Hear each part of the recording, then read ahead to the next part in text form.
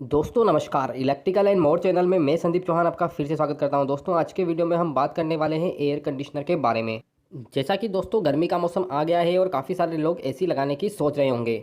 तो इस वीडियो के अंदर हम जानेंगे कि आपको कौन सा एयर कंडीशनर लेना चाहिए। एयर कंडीशनर लेने के बाद आप किस तरीके से बिजली की बचत कर सकते हैं वो भी हम इस वीडियो के अंदर जानेंगे। तो फ्रेंड्स इस वीडियो को आप लास्ट तक देखिए। जैसा कि दोस्तों मार्केट में बहुत सारे एयर कंडीशनर अवेलेबल हैं, लेकिन आपको पता नहीं होता है कि कौन सा एयर कंडीशनर आपके लिए बेस्ट है। तो दोस्तों सबसे पहले हम जान लेते हैं कि एयर कंडीशनर कितने प्रकार के होते हैं। सबसे पहले हम डिज़ाइन की बात कर लें तो डिज़ाइन के हिसाब से एयर कंडीशनर दो प्रकार के होते हैं, जैसा कि स्प्लिट एयर कंडीशनर और दूसरा होता है विंडो एयर कंडीशनर। तो यहाँ पर आप इमेज भी देख सकते हैं स्प्लिट एयर कंडीशनर की और विंडो एयर कंडीशनर की। स्प्लिट एयर कंडीशनर के अंदर कंप्रेसर वाली जो यूनिट होती है वह बाहर की साइड होती है और स्प्लिट वाली यूनिट जो होती है वो अंदर की साइड होती है, और कंप्रेसर वाली यूनिट और स्प्लिट वाली यूनिट को पाइप के द्वारा जोड़ दिया जाता है, जैसा कि यहाँ पर आप देख सकते हैं। और विंडो एयर कंडीशनर को विंडो में लगाया जाता है, मतलब हमारे घर के अंदर जो विंडो होती है, जो खिड़की होती है, उसके अंदर फिट कर दिया जाता है। लेकिन आजकल लोग स्प्लिट एयर कंडीशनर ज़्यादा खरीदते हैं, क्योंकि स्प्लिट एयर कंडीशनर को कहीं पर भी लगाया जा सकता है। जहाँ पर हमारे घर में खिड़की नहीं है वहाँ पर भी स्प्लिट एयर कंडीशनर को आसानी से इंस्टॉल किया जा सकता है। दूसरा टाइप आता है टन के हिसाब से। टन के हिसाब से भी एयर कंडीशनर को अलग अलग भागों में बांटा गया है, जैसा कि 0.8 ton, 1 ton, 1.5 ton, 2 ton, 2.5 ton. तो दोस्तों टन के हिसाब से कौन सा एसी आपके घर के लिए सूटेबल होगा वो भी हम देख लेते हैं। मार्केट में जो एयर कंडीशनर मिलते हैं वह टन के हिसाब से ही मिलते हैं। हमें जिस कमरे के अंदर एयर कंडीशनर लगाना है उसका साइज़ के अकॉर्डिंग ही हमें एसी लगाना होता है। तो यहाँ पर आप एक चार्ट देख सकते हैं। इस चार्ट के अंदर एक तरफ एसी का टनेज दिया हुआ है और दूसरी तरफ हमारे रूम का साइज़ दिया हुआ है। तो रूम के साइज़ के अकॉर्डिंग आपको कितने टन का एसी लगाना होगा वो यहाँ पर दिया गया है। यहाँ पर आप देख सकते हैं यदि आपके रूम का साइज़ 90 स्क्वायर फीट तक है तो आपको 0.8 टन का एसी लगाना होगा, और यदि आपके रूम का साइज़ 90 स्क्वायर फीट से 120 स्क्वायर फीट तक है तो आपको 1 टन का एयर कंडीशनर लगाना होगा, और यदि आपके घर का साइज़ 120 से लेकर 180 स्क्वायर फीट तक है तो आपको 1.5 टन का एयर कंडीशनर लगाना होगा, और यदि आपके रूम का साइज़ 180 से 250 स्क्वायर फीट तक है तो आपको 2 टन का एयर कंडीशनर लगाना होगा। तो यहाँ पर इस चार्ट को देखकर आप पता कर सकते हैं कि आपको कितने टन का एसी आपके कमरे के लिए लगाना होगा। जैसे जैसे आप अपने एसी की टनेज बढ़ाते जाएंगे उतना ही आपको ज़्यादा पेमेंट करना होगा।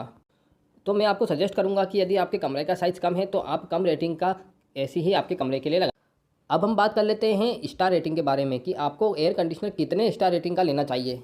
जैसा कि आपको पता ही है कि जितने ज़्यादा स्टार रेटिंग का एयर कंडीशनर या फिर इक्विपमेंट आप अपने घर के लिए लेंगे उतना ही वो बिजली की खपत कम करेगा। तो यहाँ पर हमने एक चार्ट बनाया है। इस चार्ट में हमने ऊपर स्प्लिट एसी और नीचे विंडो एसी दी हुई है। इधर हमने इसका मॉडल नंबर यानी इसका टनेज दिया हुआ है और यहाँ पर हमने स्टार रेटिंग दी हुई है। दोस्तों ये जो चार्ट है यह चार्ट 2021 का है। जैसे जैसे ईयर चेंज होता रहता है तो ये चार्ट भी चेंज होता रहता है। इसके अंदर जो पावर सेविंग है, पावर कंजप्शन है, वो भी धीरे धीरे कम होता रहता है। अब हम सबसे पहले स्प्लिट एसी के बारे में बात कर लेते हैं। यहाँ पर आप देख सकते हैं हमने स्प्लिट एसी लिया है। यहाँ पर मॉडल नंबर है, यहाँ पर इसकी स्टार रेटिंग है और यहाँ पर इसकी कूलिंग कैपेसिटी और पावर कंजप्शन भी दिया हुआ है। तो आप देख सकते हैं कि यदि हम 1 टन का एसी लेते हैं जिसकी रेटिंग 5 स्टार है तो इसके द्वारा जो पावर कंजप्शन होगा वो 984 वाटेज होगा, मतलब 1 घंटे के अंदर ये 1 यूनिट पावर का कंजप्शन करेगा।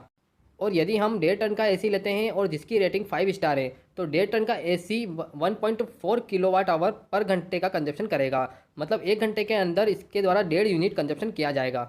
इसी प्रकार यदि हम 2 टन के एसी की बात करते हैं जिसकी रेटिंग 5 स्टार है तो 2 टन का एसी 1 घंटे के अंदर 1.7 किलोवाट आवर पावर का कंजप्शन करेगा। यहाँ पर आप देख सकते हैं इसके द्वारा 1732 वाट आवर का कंजप्शन होगा, जिसको यदि हम कैलकुलेशन करके निकालते हैं तो यह 1.7 किलोवाट आवर का कंजप्शन करेगा, मतलब 1 घंटे के अंदर यह 1.7 यूनिट का कंजप्शन करेगा। इस चार्ट के द्वारा आप देख सकते हैं जैसे जैसे स्टार रेटिंग कम हो रही है वैसे वैसे पावर का कंजप्शन भी बढ़ रहा है। यहाँ पर हम 1 टन एसी की बात कर लेते हैं। 1 टन एसी जिसकी स्टार रेटिंग 3 है तो आप देख सकते हैं यहाँ पर इसके द्वारा जो पावर कंजप्शन होगा वह 1000 बराणु होगा, मतलब यह 1 घंटे के अंदर 1000 बराणु वाट का कंजप्शन करेगा। और वहीं पर यदि हम 1 टन के एसी की बात करते हैं जिसकी स्टार रेटिंग 5 है तो वह 984 वाटेज का पावर कंजप्शन कर रहा था। तो इसका मतलब है कि जैसे ही हम कम रेटिंग से हायर रेटिंग की तरफ जाते हैं, मतलब 3 स्टार से 5 स्टार की तरफ जाते हैं, तो हमारा पावर कंजप्शन कम हो जाता है। यहाँ पर आप देख सकते हैं कि 1 घंटे के अंदर ही पावर कंजप्शन हमारा 100 वाटेज तक कम हो चुका है। इसका मतलब है कि यदि हम 3 स्टार और 5 स्टार के एसी को चला कर रखते हैं और 10 घंटे बाद इसका कंजप्शन देखते हैं तो 10 घंटे बाद हमारा जो 3 स्टार का एसी है वो 5 स्टार के एयर कंडीशनर से 1000 वाट तक पावर का कंजप्शन ज़्यादा करेगा। अब हम विंडो एसी की बात कर लेते हैं। तो यहाँ पर आप देख सकते हैं कि विंडो एसी स्प्लिट एसी से ज़्यादा पावर कंजप्शन करता है। तो मैं आपको सजेस्ट करूँगा कि यदि आप एसी लेने की सोच रहे हैं तो आपको हायर स्टार रेटिंग का एयर कंडीशनर ही खरीदना चाहिए। यहाँ पर आप देख सकते हैं हायर स्टार रेटिंग का एयर कंडीशनर कम पावर कंजप्शन करता है।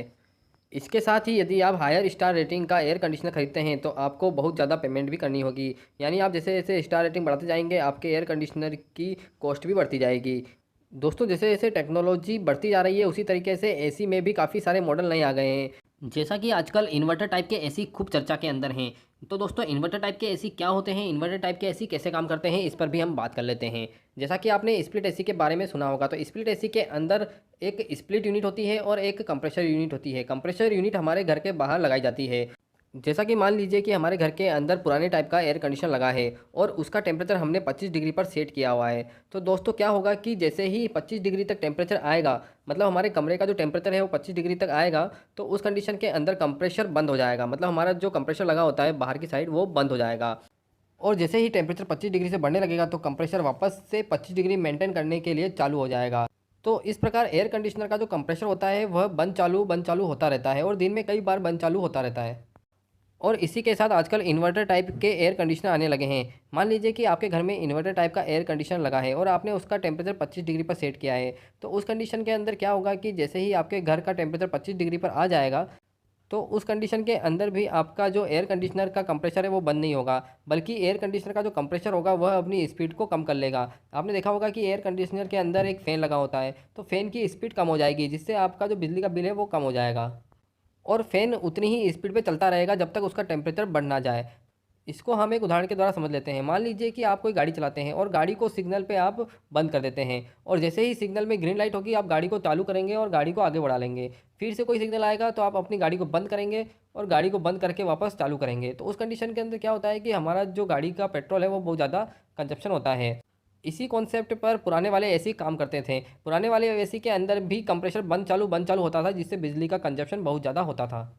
लेकिन आजकल सिग्नल पर गाड़ी को हम बंद नहीं करते हैं, गाड़ी को न्यूट्रल पर डालकर हम छोड़ देते हैं, जिससे गाड़ी का इंजन बहुत लो स्पीड में चलता रहता है और बहुत कम मात्रा के अंदर पेट्रोल या डीजल का कंजप्शन करता है। इसी कॉन्सेप्ट पर आजकल नए वाले एयर कंडीशनर काम करते हैं।